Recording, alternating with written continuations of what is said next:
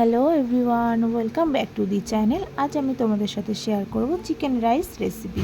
তো ফার্স্টেই আমি চিকেনগুলোকে ছোট ছোট করে কাট করে ভালো করে পরিষ্কার করে ধুয়ে নিয়েছি।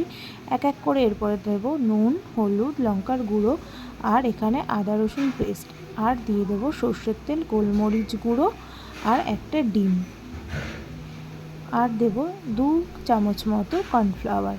দেন আমি ভালো করে মিক্স করে নেব। ম্যারিনেশনের জন্য রেখে দেব 20 থেকে 30 মিনিট। আমি এখানে 3টে ডিম নিয়ে নিয়েছি, ভালো করে ফেটিয়ে নুন দিয়ে আমি এখানে ভুজিয়া করে নেব। এক এক করে চিকেনগুলো ফ্রাই করে নেব যতক্ষণ না চিকেনের কালারটা ব্রাউন কালার হয়ে আসছে। চিকেনগুলো আমার অলমোস্ট ফ্রাই করা হয়ে গেছে।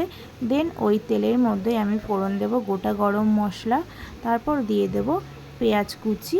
পেঁয়াজগুলো ভাজা হতে হতে তোমাদেরকে দেখিয়ে রাখি, আমি এখানে কাট করে নিয়েছি গাজর, ক্যাপসিকাম আর কাঁচা লঙ্কা। পেঁয়াজটা কিছুটা ভাজা হয়ে যাওয়ার পরে আমি এখানে দিয়ে দেব কিউব করে কেটে রাখা গাজরগুলো। দেন কিছুক্ষণ পর আমি কাঁচা লঙ্কা আর ক্যাপসিকামটা অ্যাড করব।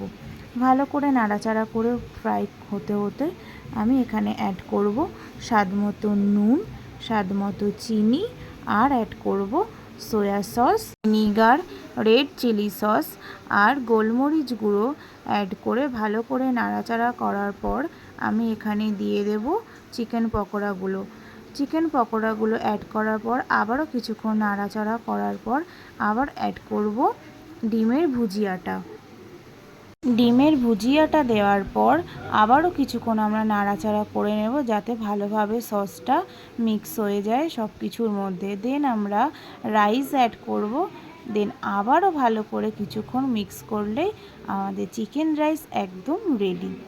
তো আজকের ভিডিওটি তোমাদের কেমন লাগলো অবশ্যই কিন্তু কমেন্টে জানিও। আর আমার ভিডিও যদি তোমাদের ভালো লাগে তাহলে লাইক শেয়ার করতে একদম ভুলো না। আর হ্যাঁ, সাবস্ক্রাইব করতেও কিন্তু একদম ভুলো না। তো ঝটপট সাবস্ক্রাইব করে দিও, আর নেক্সট ভিডিও পাওয়ার জন্য বেল আইকনটি প্রেস করে দিও।